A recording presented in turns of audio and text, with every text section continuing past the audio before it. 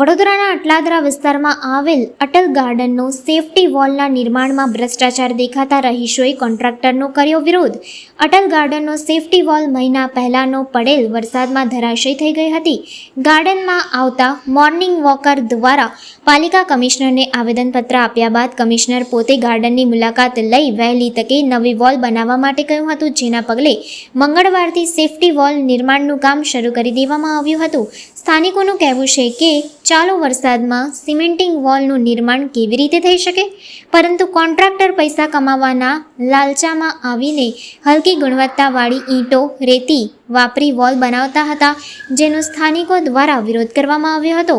જેનાથી કોન્ટ્રાક્ટરના માણસે સ્થાનિકોને ધાક ધમકી આપી એવું કીધું હતું કે જેને કેવું હોય તેને કહી દો, કાચી ઈંટો વાપરાશે। જેના કારણે સ્થાનિકોએ વોર્ડ નંબર 11ના નગરસેવક સંગીતા ચોકસીને ટેલિફોનિક જાણ કરતા કામ રોકી દેવામાં આવ્યું હતું। ત્યારબાદ અધિકારીઓને સાથે લઈ નગરસેવક ગાર્ડન આવ્યા હતા।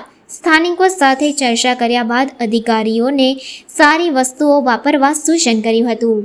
છેલ્લા એક માસ દરમિયાન અટલ ગાર્ડનનો કોટ પડી ગયેલો, એ કોટનું ફરીથી રિપેરિંગ ચાલુ થઈ રહ્યું છે, પરંતુ જે કોટનો ગડારો જે છે તો એ 1 જ ફૂટનો ખોદવામાં આવ્યો છે। નીચે કોઈ કોપિન ભરવામાં આવેલ નથી।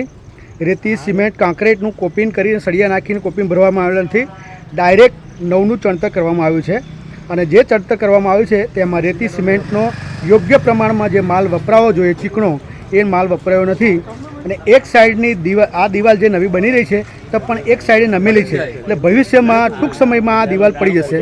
અને વચ્ચે કોલમ પણ લેવામાં આવેલા નથી। આટલી બધી લાંબી દિવાલ હોય તો એ દિવાલમાં કોલમ આપવા પડે, 10 ફૂટે 15 ફૂટે કોલમ આપવા પડે, અને એ કોલમ પણ આપવામાં આવેલા નથી। એટલે આ દિવાલ ફરીથી પણ પડી જવાનો સંભવ છે। એટલે આમાં ભ્રષ્ટાચાર થયેલો છે, અને ટેક્સના પૈસાની અમારા પબ્લિકના ટેક્સના પૈસાનો સદુપયોગ થતો નથી। એટલે જવાબદાર અધિકારી અને અહીંના સુપરવાઇઝરે આનું ધ્યાન દોરવું જોઈએ। હા, આજે છે ને સવારમાં મારા પર ફોન અને વિડીયોઝ ને ફોટોઝ આવ્યા કે એ કમ્પાઉન્ડ વોલ જે છે એ થોડું જે રોંગ વે ચાલી રહી છે, એમાં કંઈક ઈંટનો પ્રોબ્લેમ અને આપણે માટી ઓછી ખોદી છે, અને જે કોન્ક્રીટ જે છે એ પણ બરાબર નથી એવો આવ્યો હતો।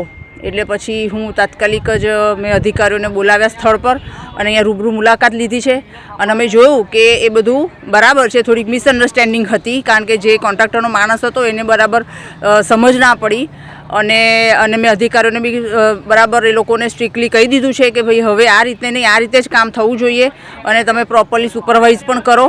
અને એનું જે સ્પેસિફિકેશન છે કે ભાઈ આપણે કોપિંગ પણ હમણાં ગ્રાઉન્ડ લેવલ પર આવશે, પછી સળિયા પણ આવશે, આરસીસી વર્ક બી થશે, અને પછી ગેપ આપીને આખું વ્યવસ્થિત કામકાજ થશે। અને એ રીતે આખી મેં અધિકારીઓ સાથે પણ ચર્ચા કરી લીધી છે, અને એ રીતે હવે આપણા જે અહીંયા સ્થાનિક જે છે એ લોકો પણ આવ્યા છે, અને એ લોકોને પણ કર્યું છે, અને એ લોકો બધા ખુશ છે।